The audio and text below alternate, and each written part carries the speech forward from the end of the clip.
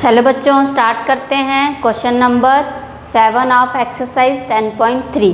तो इसमें आपको बोला गया है evaluate the product of these two term. तो आपको इनका प्रोडक्ट फाइंड करना है। तो चलिए स्टार्ट करते हैं। कैसे करेंगे आप इसका प्रोडक्ट? ये आ जाएगा आपके पास 3a minus 5b vector 2a plus 7b vector.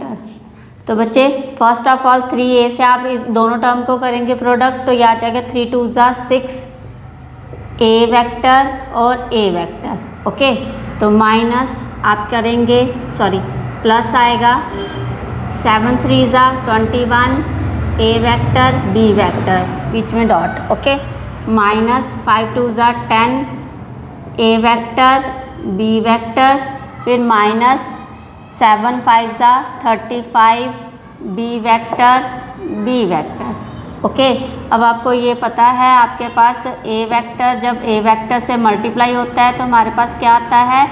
Magnitude of a vector का स्क्वायर। ओके, तो आप लिख लेंगे 6 square of magnitude a vector. अब यहाँ इसको सॉल्व कर लेंगे क्योंकि दोनों टर्म सेम है आपके पास। 21 में से 10 निकालेंगे तो क्या आएगा आपके पास? 11 a vector dot b vector. हमारे पास माइनस 35 अब b magnitude of b vector का square, the square of magnitude b vector. तो I think this one is your answer, question number 7। Check कर लीजिए एक बार आप। चलिए अब आप करेंगे क्वेश्चन नंबर 8। क्वेश्चन नंबर 8 में देखिए आपको क्या बोला गया है। चलिए क्वेश्चन नंबर 8 में आपको बोला गया है find the magnitude of two vectors a and b having the same magnitude and such that the angle between them is 60 degree and their scalar product is 1/2।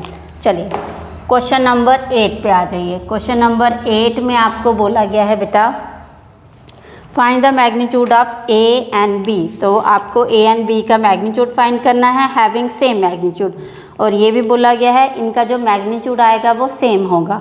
Such that the angle between them, तो आपके पास जो angle दिया गया है इन दोनों के बीच में वो दिया गया है 60, मतलब हमें गिवन दिया गया है theta is equal to 60 degree. Okay बेटा, अब आपको बोला गया एंड देयर स्केलर प्रोडक्ट, और इन दोनों का स्केलर प्रोडक्ट है जो वो दिया गया है 1/2। ओके, ये गिवन है आपको। तो बच्चे अब आपने इंट्रोडक्शन में किया था, हमारे पास फॉर्मूला क्या है? वी नो दैट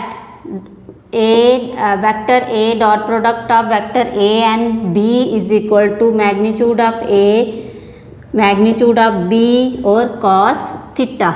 ठीक है, तो यहाँ से हमारे पास इन दोनों की वैल्यू है 1/2 और मैग्नीट्यूड a और b आपको फाइंड करना है, वो एज इट इज़ रहेंगे। अब ये भी बोला गया है वो इक्वल है। ठीक है, क्या बोला गया है आपको? इक्वल है वो। ठीक है बेटा, तो अब आप क्या करेंगे? जब आपको इक्वल बोला गया है तो आप ये बता सकते हैं हमें, ये magnitude of a equal to magnitude of b आपको ये बोला गया है। ओके, क्वेश्चन में ये भी आपके पास क्या है? गिवन है।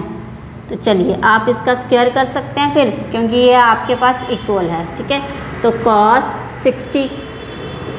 60 थीटा 60 दिया गया है, यहाँ पे शो कर देना because magnitude of a is equal to magnitude of b। अब 1/2 is equal to square of magnitude a, ये आ जाएगा cos 60 होता है 1/2। तो बच्चे 1/2 है जो इधर आके क्या हो जाएगा? ऐसी इधर चल जाएगी 2 ऊपर, तो कैंसिल हो गया। तो मैग्नीट्यूड ऑफ a का स्क्वायर इज इक्वल टू 1। तो a का स्क्वायर रूट जो आप अगर स्क्वायर का 1 का स्क्वायर रूट करेंगे तो आपके पास क्या आएगा? मैग्नीट्यूड ऑफ a 1 आ जाएगा। तो हैंस आप लिख लेंगे लास्ट में, hence magnitude of a is equal to magnitude of b is equal to 1। ये आपका आंसर आ जाएगा। ठीक है, ओके बेटा। चलिए, अगर आपको वीडियो अच्छी लगी तो please like share and subscribe my YouTube channel. Thank you.